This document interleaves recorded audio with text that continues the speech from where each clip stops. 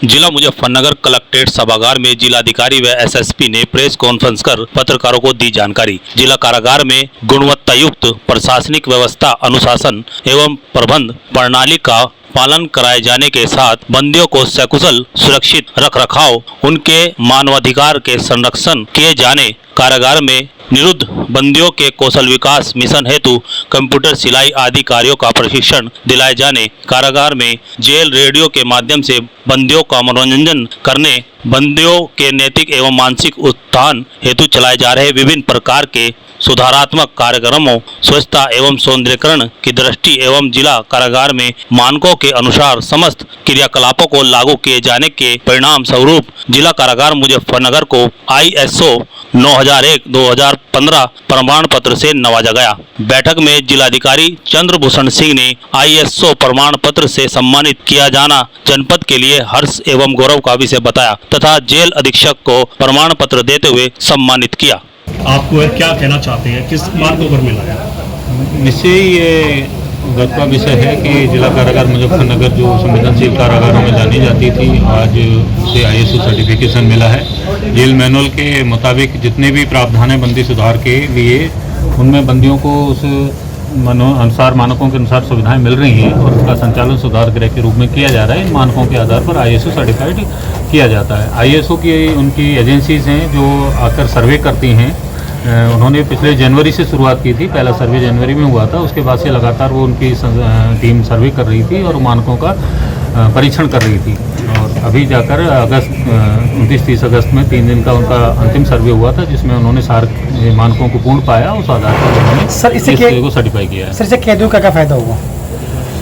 देखिए, इससे कैदियों का एक तो फायदा जो हो चुका है इस आधार पर दिया जाता है, यानी सारे मानकों के अनुरूप उनको जो खाने की व्यवस्था है वो हो रही है, उनका जो रख रखाव है उस तरह से हो रहा है। दूसरा जो जेल का मुख्य काम है सुधार गृह के रूप में, क्योंकि जेल की संकल्पना सुधार गृह की। सुधार गृह में यानी वो बंदी जब आया है, किसी भी जाने या अनजाने अपराध कर आया है, तो अपने आप को परिमार्जित कर पाए और समाज में कोई लायबिलिटी ना रहे। जब वो छूट के जाए, समाज का एक रिसोर्स, समाज का असेट बन के जाए, तो वो असेट बन के जब जाएगा, यानी अपने आप को सुधार कर लिया, उसने अपनी अपराध वृत्ति को त्याग दिया, अपराध वृत्ति छूट जा रही है, तो इसके लिए जो अपराध वृत्ति से वो दूर हो, इसके लिए हम लोग अंदर कई सांस्कृतिक प्रोग्राम करते हैं या उनकी योग क्लासेस लगाई जा रही हैं, लाइब्रेरी बनाई गई है, अपनी किताबों को पढ़ के अपने आप को परिमार्जित कर पाए।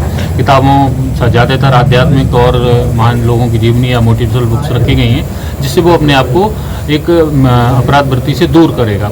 दूसरी समस्या आती है, अगर कोई व्यक्ति अपराधी है, बाहर उसका पेशा अपराधी था और वो जेल में आ जाता है, जब जेल से छूटने के बाद जाएगा तो क्या करेगा, उसकी आजीविका की समस्या होती है। इसके तहत हम लोग ये करते हैं कि उसको वोकेशनल ट्रेनिंग दी जाती है विभिन्न शाखाओं में, चाहे कंप्यूटर ट्रेनिंग हो या महिलाओं को ब्यूटिशियन की ट्रेनिंग हो या फिर कई लोग योग प्रशिक्षक बनाए गए हैं। इस तरह की विभिन्न ट्रेड्स में, इलेक्ट्रिशियन ट्रेड्स में भी शुरू की जा रही है। कंप्यूटर ट्रेनिंग सेंटर भी अंदर शुरू कर रहे हैं हम लोग। जो शिक्षित नहीं हैं उनको शिक्षा भी उपलब्ध कराई जा रही है, जो साक्षर नहीं है उनको साक्षर बनाया जा रहा है, जिससे बाहर जाकर वो अपने आप को आजीविका का साधन भी जुटा पाएँ। क्योंकि पहले उनके पास अगर अपराध वृत्ति में लिप्त थे तो आजीविका का साधन नहीं था। अगर अंदर वो परिमार्जित हुए और बाहर जाकर उन पर आजीविका का साधन नहीं होगा तो पुनः इस बात की संभावना रहेगी कि वो अपने आप को फिर से उसी ट्रेड में ले जाएं जहां पहले थे। तो इसलिए ये आवश्यक है, सुधार की संकल्पना में पोस्ट रिलीज रिहेबिलिटेशन भी बहुत ज़रूरी है। तो उसके तहत हम लोग ये करते हैं कि उसको वोकेशनल ट्रेनिंग दी।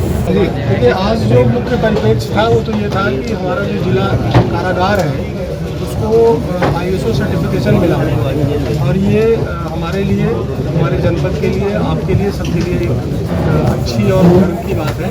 पिछले काफ़ी 1 साल से तो मैं ये देख रहा हूँ जेल में तरह तरह के सुधारात्मक काम चल रहे हैं। वहाँ पे लाइब्रेरी की स्थापना हुई, वहाँ पर जो है हर्बल वाटिका बनाई गई, वहाँ पे जो है योग और इसका भी ध्यान और योग का भी प्रशिक्षण कार्यक्रम चल रहा है। वहाँ पे भी महिलाओं को सिलाई मशीन की, ब्यूटी पार्लर की, जिसकी ट्रेनिंग दी जा रही है, कंप्यूटर का प्रशिक्षण दिया जा रहा है। इसी तरह से समय समय पर वहाँ पे विभिन्न सांस्कृतिक और इस तरह की गतिविधियाँ करी जा रही हैं और लोगों को और रचनात्मक कार्यों से जोड़ा जा रहा है। तो सब का परिणाम ये है कि मुजफ्फरनगर जेल में ISO सर्टिफिकेशन मिला है और ये इसके लिए मैं आपको सबको और जेल सुपरिटेंडेंट को सबको बधाई। सर, मुजफ्फरनगर के विकास कार्य को लेकर भी आपने कुछ कहा कि बहुत देखिए, विकास कार्य यहाँ पे जितने भी प्रशासन का है कि जो भी बड़ी बड़ी परियोजनाएं चल रही, मैंने विगत दिनों सबका निरीक्षण किया है और सारी मानक के हिसाब से काम हो रहा है। जहाँ पर कोई सुधारात्मक बात थी, उस संबंधित कार्यदायी संस्थाओं को निर्देश जारी कर दिए गए हैं। बाकी उनकी गुणवत्ता पर, उनका समयबद्धता पर ध्यान दिया जा रहा है और समय के अनुरूप माननीय मुख्यमंत्री का जो निर्देश है कि समय से और गुणवत्तापूर्ण कार्य होना चाहिए, उसकी दिशा में हम लोग प्रयास करेंगे। सर पशुओं को लेकर क्या है, क्योंकि जो को मुख्यमंत्री लेकर ने के कहा। शासन से रिपोर्ट मांगी गई है। मैंने अभी कृषि विभाग के साथ चर्चा किया है। हमारे पास मेजर जो क्रॉप है 1,40,000 हेक्टेयर हमारा गन्ना है। गन्ने में अभी कोई ऐसा नुकसान हमें परिलक्षित नहीं हुआ है।